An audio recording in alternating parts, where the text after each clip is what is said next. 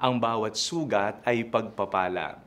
Be blessed tuwing Webes. Ako po si Father Fiel Pareha ng Santo Rosario Parish, Magalang, Pampanga. Tara po at magkapit pandasal na tayo.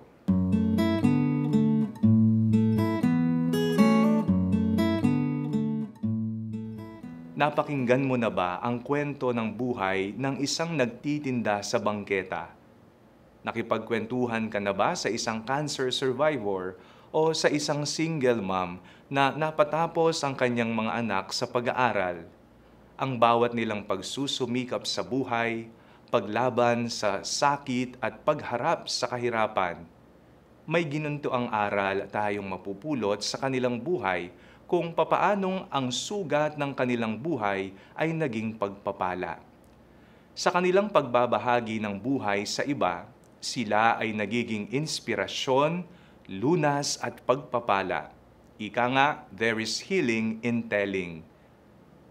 Masakit at mahapdi ang sugat sa katawan, nagdurugo, expose ang laman at dumadaloy ang dugo, at kung hindi agarang ginamot ay baka maimpeksyon, mahina at sensitibo. Ngunit may ibang uri ng sugat na di nagdurugo, pero mahapdi at masakit din. Mga sugat na likha ng hindi magandang relasyon, kasawiang palad at pagkabigo. Sinabi ni Jesus sa Biblia, mapalad ang mga dukha, mapalad ang mga nagugutom, mapalad ang mga inaapi, mapalad ang mga tumatangis. Being blessed is not a matter of being comfortable in life, but on how we take them and fight for your life with God's grace. Sufferings can be blessings.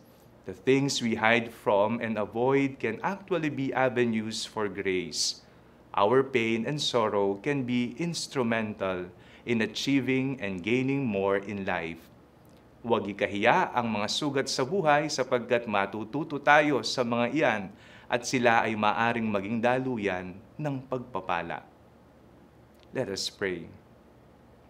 Lord, we lift up to you our wounds, heal them and make them channels of your grace.